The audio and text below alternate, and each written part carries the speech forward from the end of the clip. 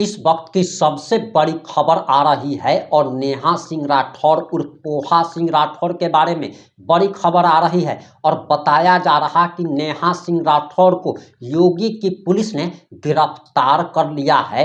नेहा सिंह राठौर की गिरफ्तारी हो चुकी है, वह जेल की सलाखों के पीछे पहुंच चुकी है और इसी बीच गिरफ्तारी से ठीक पहले उनका दिया गया इंटरव्यू जमकर वायरल हो रहा है। और आखिर पूरा मामला क्या है, पूरा मामला इस 5 से 8 मिनट की रिपोर्ट में हम आपको बताने जा रहे हैं।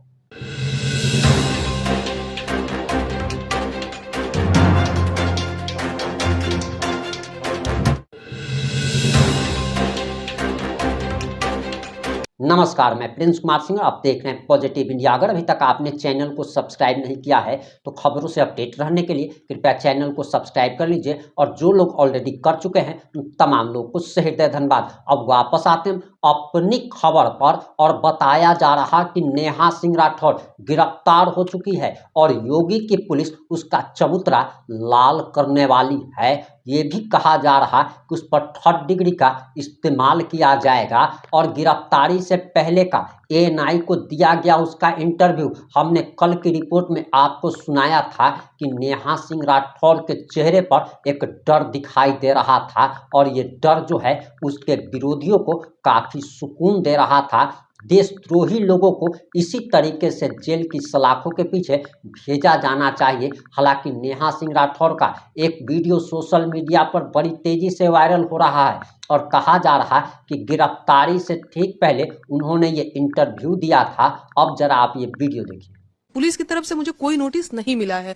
दूसरी चीज, जो एक माहौल क्रिएट कर रहे हैं अंधभक्त कि मैं फरार हूं, मैं गिरफ्तार हो गई हूं, कल भी कुछ अफवाह ऐसे उड़ा रहे थे। भाई मैं यहाँ हूँ, घर पे हूँ, सुरक्षित हूँ और मैं मीडिया से बातचीत भी कर रही हूँ। लेकिन नेहा जी, जो फोटोज आए हैं जिसमें पुलिस भी कह रही कि हम घर गए थे और वहां जाके नोटिस चिपकाया है, और उसको लेकर फिर क्या कहेंगी, वो किस तरीके का? फिर भाई मैं क्या बताऊं, आप तो आए हैं मेरे घर पे और ऐसा नहीं है कि दीवार तोड़ के आ गए होंगे। दरवाजे पे आपने बेल बजाया होगा, फिर अंदर आए होंगे। दरवाजे पे आप देखिए, मैं तो कहती हूँ कैमरा लेके जाइए और दिखाइए कि किसी भी तरीके का नोटिस जो है वो चस्पा किया गया है कि नहीं किया गया। ये सिर्फ और सिर्फ मुझे बदनाम करने की कोशिश है और ये कोई पहली बार नहीं है जब ये लोग मुझे मानसिक रूप से परेशान करने की कोशिश कर रहे हैं। हमेशा से कभी इसका चरित्र हनन कर दो, कभी किसी पोर्न स्टार के साथ इसका जो है फोटो वो चिपका दो, है ना, लोगों को गुमराह करने की कोशिश, ताकि इसके बारे में परसेप्शन बने बहुत नेगेटिव कि ये तो बहुत गंदी लड़की है, ये तो फरार हो जाती है, इसके ऊपर तो मुकदमे होते रहते हैं, तो गिरफ्तार हो गई है, इसका तो कोई चरित्र ही नहीं है।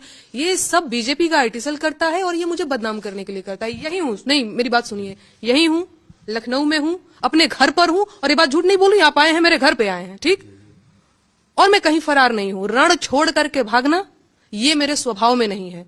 किसी के दबाव में आकर के सीज फायर करना ये मेरे स्वाभिमान के खिलाफ है। मुझे लड़ना आता है, संवैधानिक तरीके से लड़ना आता है और ऐसा नहीं है कि आज तलवार लेकर के आदमी लड़ाई लड़ेगा, लेकिन कानूनी तौर तरीके से जो भी लड़ाई लड़ना है मैं लड़ रही हूं, मैं लड़ूंगी।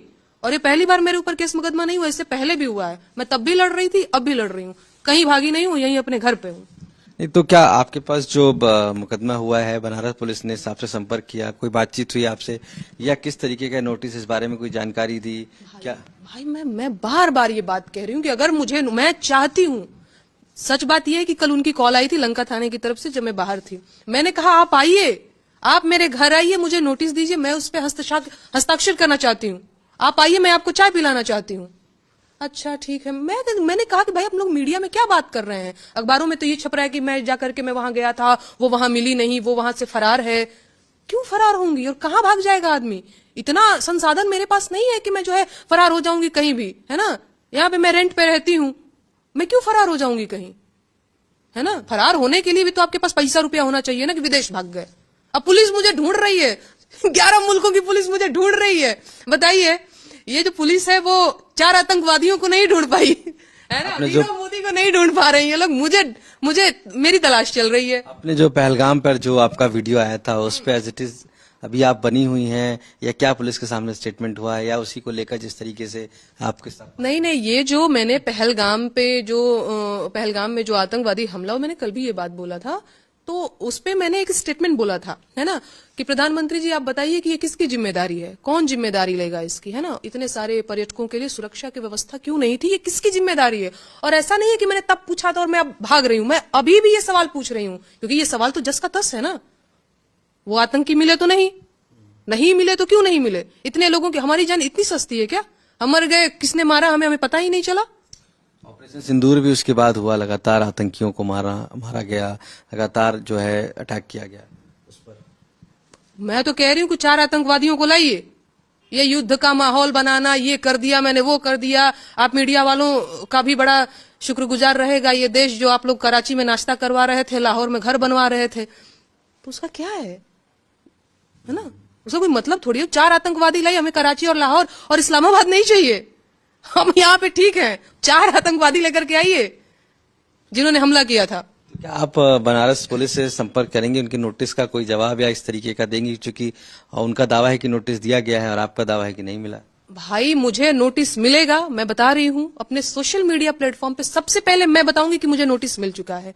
और ऐसा नहीं है, बिल्कुल जब मेरे दरवाजे पर पुलिस आएगी तो मैं उनसे बातचीत भी करूंगी, मैं उनसे नोटिस लूं, मैं उनको अपने घर पे बुलाऊंगी, 1 कप चाय पिलाऊंगी कि आइए बैठिए, शुक्रिया आपका। आप मेरी बात को समझ पा रहे हैं? तो ये तो बात ही नहीं हुई कि आपको नोटिस मिलेगा तो क्या आप नोटिस नहीं लेंगी? ऐसा कैसे हो सकता है? मुझे नोटिस मिलेगा, बिल्कुल मैं नोटिस को स्वीकार करूंगी। मिले तो नोटिस, मुझे नोटिस नहीं मिला है और मैं क्यों झूठ बोलूंगी महाराज।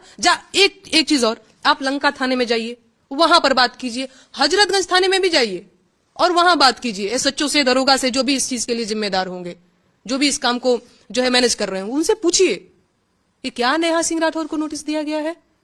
मुझसे एक तरफा क्यों सवाल हो रहा है कि आपको दिया गया है क्योंकि पुलिस कह रही है, क्योंकि अखबार कह रहा है? अखबारों की कोई विश्वसनीयता रह गई है? उनका फोटो और वीडियो भी सामने आया है जिसमें नोटिस लगा रहे हैं उनका। उन्होंने कहा भी है कि हमने नोटिस दिया है उनको। भाई मैं नहीं मिली थी घर पर जब हम गए थे। जब मैंने तो नोटिस कहा किसको दे दिया था? चिपका कर चलिए मेरे दरवाजे पे देखिए, कहाँ है नोटिस? मेरे दरवाजे पे देखिए। ये सब एक अफवाह फैलाने की कोशिश है, ये सब मुझे बदनाम करने की साजिश है। आप के खिलाफ अलग अलग जगह पर शिकायतें दर्ज हैं, तकरीबन 200 ऐसी शिकायतें हैं, तो उन सभी को लेकर कहीं ना कहीं पुलिस नोटिस की बात कह रही है। इसमें आपका स्टैंड क्या है इन सभी को लेकर? जगह जगह पे मेरे खिलाफ जो है शिकायतें दर्ज है। बिल्कुल लंका थाने में मेरे खिलाफ शायद 300 या 400 शिकायतें दर्ज हैं, हजरतगंज थाने में FIR दर्ज है और लंका में दर्ज है। मैं बस यही कह सकती हूँ कि ये सरकार जो है वो कहती है बेटी बचाओ, बेटी पढ़ाओ, और बेटी जब पढ़ेगी, बेटी जब सवाल पूछेगी तो उसको जेल में डलवाओ। तो मैं क्या कहूँ, दुख होता है ऐसी चीजों को देख करके। अरे भाई महिलाएं पढ़ेंगे, और सही बात है। अभी मेरा काम क्या है? 2-4 किताबें हैं, मैं वो पढ़ती हूँ, गीत लिखती हूँ, गाती हूँ। और अभी मैं क्या कर रही हूँ? मीडिया में बैठ करके इंटरव्यू दे रही हूँ, अपना काम धाम छोड़ करके मैं यहाँ पे बातचीत कर रही हूँ। आप मेरी बात को समझ पा रहे हैं? मेरा पढ़ाई लिखाई, गीत लिखना, गाना, सारा काम अभी ठप पड़ा हुआ है। अभी लगातार मुझे फोन कॉल्स आ रहे हैं। अभी किसी से मेरी और बात होने वाली कि नहीं भैया ऐसी कोई बात नहीं, नहीं भैया मैं फरार नहीं हूँ, मैं घर पे हूँ, आइए ना मेरे घर पे। अब बताइए कोई बात, ये मानसिक रूप से परेशान करने की कोशिश है। मैं और हिमांशु यहाँ पे हस्बैंड वाइफ अकेले रहते हैं। आप एक बात सोचिए, इन लोगों ने मुझे कितना परेशान किया। मैं दिल्ली में रहती थी हस्बैंड के साथ, उनकी नौकरी छीन ली तो हम लोग लखनऊ आकर के शिफ्ट हो गए। कभी किसी ने पूछा कि हम लखनऊ में क्यों रहते हैं? क्योंकि हिमांशु की नौकरी छीन ली गई भाई। तो ये लोग मुझे हमेशा नौकरी किसने छीन ली? आपको मैं बता रही हूँ, यूपी में काबा मैंने गाया, यूपी में काबा पार्ट 2 आपको याद होगा, जो दीक्षित परिवार के ऊपर बुलडोजर चला दिया गया था, उस पर मैंने सवाल पूछते हुए गीत गाया था। उसके बाद कानपुर देहात की पुलिस जाती है और बहुत सारा ऐसे दबाव बनाने की कोशिश की गई, और अगले दिन मेरे पति से इस्तीफा लिखवा लिया गया कि अब जाइए सर। उसके 2-4-10 दिन बाद हम लखनऊ आ गए, रोजगार के लिए गए थे। इस तरीके से मुझे परेशान करने की कोशिश करते हैं ये लोग। लड़ रही हूं, भागी थोड़ी हूं। आपने नेहा सिंह राठौर का पूरा वीडियो देख लिया होगा। अब आपकी क्या प्रतिक्रिया है? अपनी प्रतिक्रिया जरूर दीजिएगा। जुड़े रहें हमारे साथ। जय हिंद, जय भारत।